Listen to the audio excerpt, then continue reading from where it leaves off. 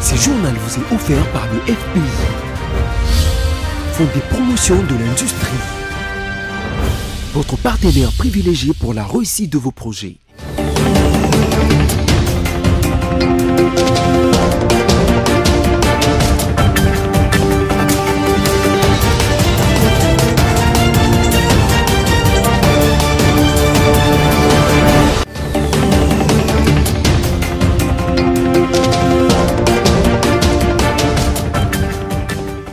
C'est l'heure du journal sur BSC TV, bienvenue à tous. Le président de la République, Félix-Antoine Tshisekedi Tshilombo, est arrivé dimanche à Abidjan, en Côte d'Ivoire, pour participer au sommet de chefs d'État de la COP 15 sur la lutte contre la désertification et la sécheresse. Tous les marchés pirates le long des grandes artères de la capitale Kinshasa en République démocratique du Congo vont disparaître. Telle est la décision du gouverneur de la ville, Jean-Tilingo Bilambaka, manifestée par les éléments de la police. Jeudi, Lukoki s'est éteint ce lundi 9 mai 2022 à l'âge de 29 ans. Cet international congolais joueur de football est décédé dans des circonstances non encore élucidées par les autorités néerlandaises. Encore une fois de plus, bienvenue à tous. Venant de Djouba, au Soudan du Sud, le couple présidentiel de la République démocratique du Congo est arrivé dimanche à Abidjan, en Côte d'Ivoire, pour prendre part à un sommet de chefs d'État organisé à l'initiative du président ivoirien Alassane Ouattara, dans le cadre de la tenue de la COP 15 sur la lutte contre la désertification et la sécheresse de la terre. Suivez l'ambiance à l'arrivée. C'est à 20h locale, 21h heure de Kinshasa, que l'appareil transportant le président de la République, Félix-Antoine Tshisekedi Tshilombo, accompagné de la distinguée première dame, Denise Nyakeru Tshisekedi, a atterri à l'aéroport international d'Abidjan. Une première pour le couple présidentiel. Le couple présidentiel a été accueilli par le vice-président ivoirien et une délégation officielle de la République démocratique du Congo conduite par M. Olivier Mondongué, le directeur de cabinet adjoint du chef de l'État. À la sortie de l'aéroport, le couple présidentiel s'est offert un bain de foule avec la communauté congolaise vivant en Côte d'Ivoire. Sous cette ambiance chaleureuse, le président et la première dame ont salué la foule et échangé avec certains compatriotes présents sur place.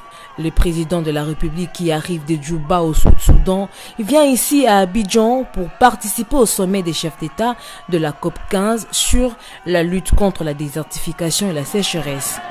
De son côté, la distinguée première dame prendra part au caucus genre de la COP 15.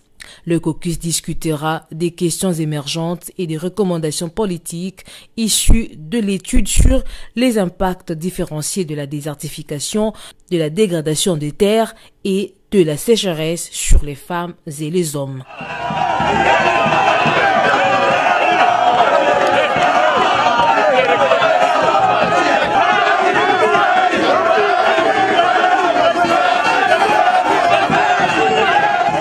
Tout à fait autre chose. À la chambre basse du Parlement, chapeautée par Christophe Mbossoko Diampouanga, les députés nationaux ont été conviés ce lundi 9 mai 2022 à prendre part à une plénière qui a été essentiellement réservée à l'examen et vote du projet de loi modifiant et complétant le décret du 30 janvier 1940 portant code pénal en matière de la répression de la traite des personnes.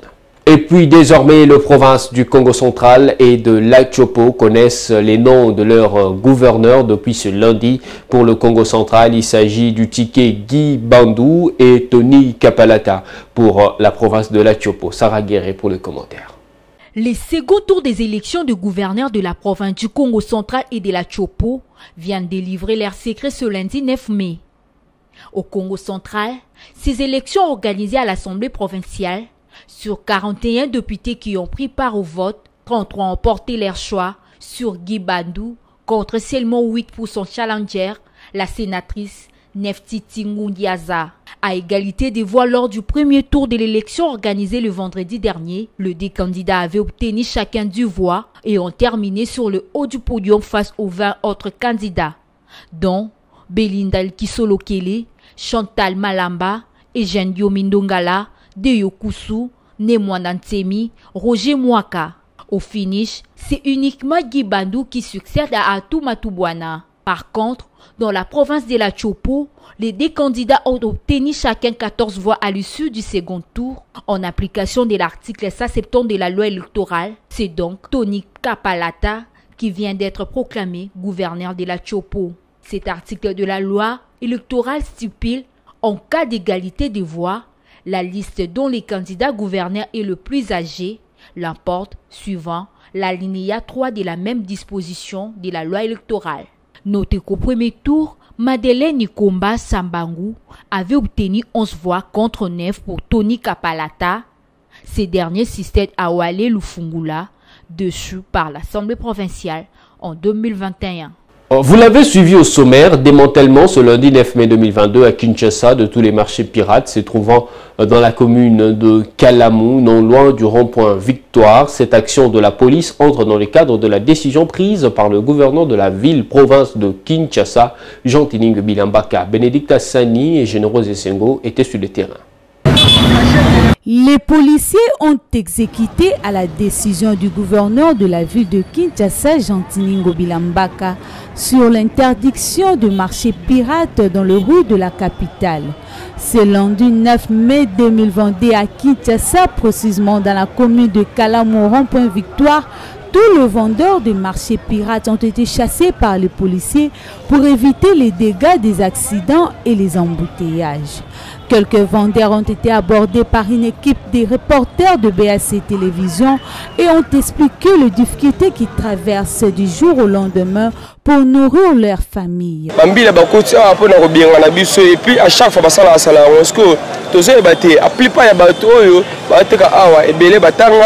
mais c'est pour cela la police a été puisque bakoma omi bibiso lonso tout ma vanda don ndako pona l'état akoma kangado biso to ma koyiba après bango ba ya lisusu ko kanga biso bending ona koyiba eza mabe fo moto aluka. Alors espace de na grand marché akanga yango panami ko lebele. C'est pour cela ndé awa tozoteka awa bakonzi ya mboka bazwa chaque jour na ba bandeni ni akolukela biso place oyo bongo toteka bien ceux qui place les athées batika biso awa toteka pona to ba kobika malamu et to biksa ba famille na biso c'est tout on a kotala boy baye kolongola batoana aussi longtemps moment où zali kolongola moto quelque part tu dois aussi l'établir quelque part olongolié potia yewapi tango olongolié koteka awa te vanda awa te sala boyete otieye wapi. Est-ce que c'est ça la question que nous devons nous poser? Dans ces cas, les autorités de la ville de Kinshasa ont le devoir de prendre les pistes de solutions afin de trouver les espaces appropriés pour les vendeurs pour faire disparaître l'image du marché pirate dans les grandes artères de la capitale Kinshasa. Quittons Kinshasa pour prendre la direction de la province de l'Ituri, et ce pour vous dire que Ingbokolo et Kengezi, deux entités de la chefferie de Kakwa, ont constitué la dernière étape de la mission d'itinérance sécuritaire et administrative du gouverneur militaire de l'Ituri en territoire d'Aru. Partout où il est passé, le lieutenant-général Lugoyan Kachama Johnny a prôné l'unité, la paix et le développement des filles et fils de la province. Images et commentaires.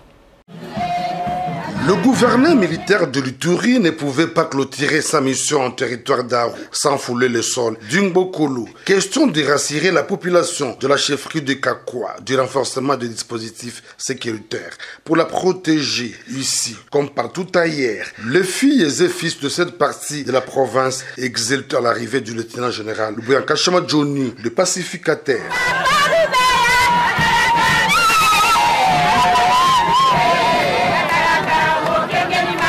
Dans son adresse, le chef de l'administration militaire a également rassuré cette population de la détermination à mettre fin aux tracasseries sous toutes ses formes.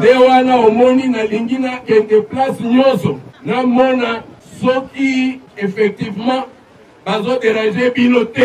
ce qui y a la paix ici, parce que l'état de siège, ezalaki mpona kozongisa autorité de l'État. Soda aza na droit ya kokende kotia barrière moto azokende bilanga ye atie barrière opesa ngai droit nini wana. Une visite saluée par les habitants d'Ingbokolo et Kengezibaz qui parlent d'un changement positif sur les plans sécuritaires depuis la signature de l'accord avec la province du sud soudanaise de l'État central équatorien en matière de la coopération transfrontalière. Oui, quand même, nous avons fait un changement depuis qu'il y avait notre délégation de la province de avec une délégation du Sud-Soudan. On a ces changements parce que maintenant il y a une maîtrise des guerres entre là. La population est très bonne, très bien portante. Il n'y a pas encore de danger jusque-là. À Kengezibaz, à la frontière avec le Soudan du Sud, le numéro 1 de l'Ituri a appelé les services de sécurité et de défense ainsi que d'autres services de l'État à travailler avec patriotisme pour l'intérêt général. Ici, il y a beaucoup de fonctionnaires qui se sacrifient pour le pays. Et il était donc important pour moi de venir les voir et de voir aussi, de visiter aussi la frontière, notre frontière, qui a son importance et au besoin donner des conseils parce qu'il y a toujours des petits problèmes. Nous sommes à Bunia, chaque jour c'est Kengezibaz.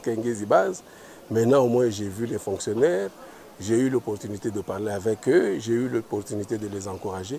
Et donc, je pense que c'est une bonne chose pour nous. Une descente clôturée par la visite d'un pont construit non loin du chef-lieu de la chefferie de Kakwa pour désenclaver cette partie de la province de l'Ituri.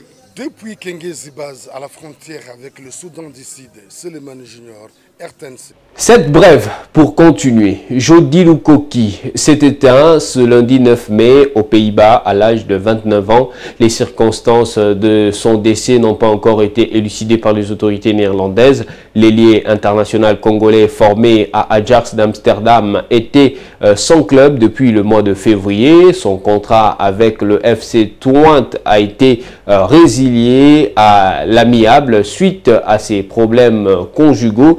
Il a été condamné par la justice néerlandaise à des travaux d'intérêt général. L'ancien joueur de Ludogorets en première division de Bulgarie aurait disputé dans sa carrière 316 matchs pour 48 buts et autant de passes décisives. Il avait 3 sélections avec les Léopards de la République démocratique du Congo. Parlons toujours au sport. Cette fois-ci, le tout-puissant Mazembe Anglebert de Lubumbashi a battu la Renaissance sportive des Berkane, entraînée par le Congolais Jean-Florent Ibenge Ikwangé, par le score de 1-0 en match comptant pour la demi-finale allée de la Coupe de la Confédération africaine jouée dimanche 8 mai 2022 à Lubumbashi. Suivez. C'est dans la douleur que le tout-puissant Mazembe Anglebert de la République démocratique du Congo a battu le club marocain de Renaissance sportive des Berkane sur la petite marque de 1-0 à Lubumbashi. C'était en match aller des demi-finales de la Coupe de la Confédération disputée dimanche 8 mai 2022 au stade de la commune de Kamalondo. Après 90 minutes stériles en but, malgré plusieurs relances et occasions loupées, les hommes du technicien français Franck Dumas ont eu la vie sauve grâce à John Bakata qui a réussi à battre le portier marocain sur une tête piquée sur un centre millimétré des Glody Dikonza. À la 95e minute. Les Corbeaux confirmeront leur qualification au Maroc le 15 mai prochain lors du match retour. Signalons que la formation marocaine des Renaissances sportives de Berkane, entraînée par le Congolais Jean-Florent Ibenge. Pour rappel, lors de la dernière décennie, le TP Mazembe n'a jamais été éliminé à l'extérieur après avoir gagné le match aller à domicile sur n'importe quel score. 1-0, final score. Voilà, ne nous quittez pas, à présent c'est la revue de presse. Voici la lecture de journaux parus en ligne.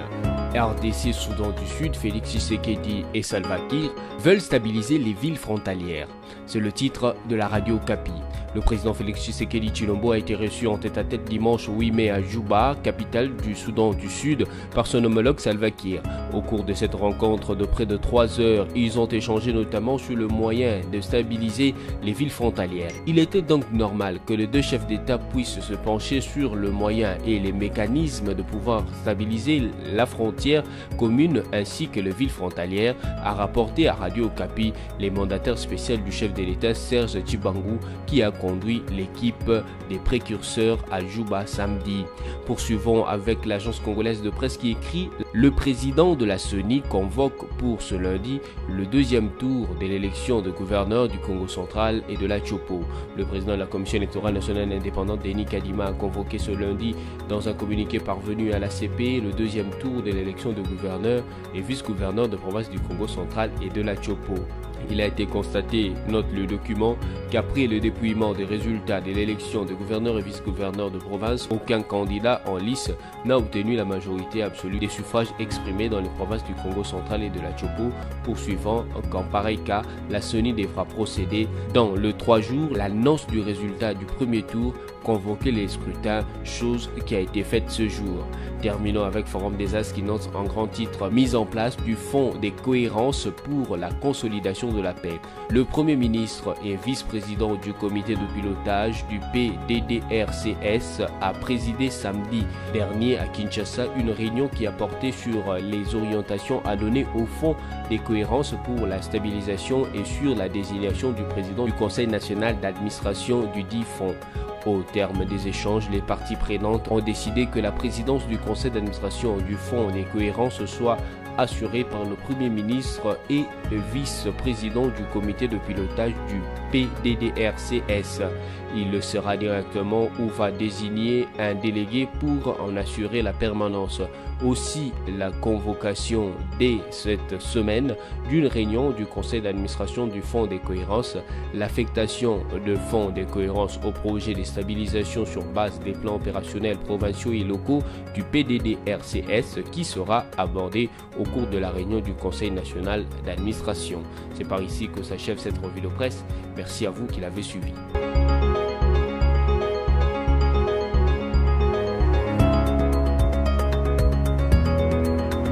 Merci à vous d'avoir porté beaucoup d'intérêt à cette revue de presse. Pour ceux qui nous ont pris chemin faisant, voici le rappel de titres. Le président de la République, Félix-Antoine Tshisekedi Tshilombo, est arrivé dimanche à Abidjan, en Côte d'Ivoire, pour participer au sommet de chefs d'État de la COP 15 sur la lutte contre la désertification et la sécheresse. Tous les marchés pirates le long des grandes artères de la capitale Kinshasa en République démocratique du Congo vont disparaître. Telle est la décision du gouverneur de la ville, Jean-Tilingo Bilambaka, manifestée par les éléments de la police. Jeudi, Lukoki s'est éteint ce lundi 9 mai 2022 à l'âge de 29 ans. Cet international congolais joueur de football est décédé dans des circonstances non encore élucidées par les autorités néerlandaises. Et c'est ainsi que s'achève ce journal sur BCTV. Le plaisir a été pour nous de vous informer. Restez fidèles à nos programmes et on se retrouve la fois prochaine.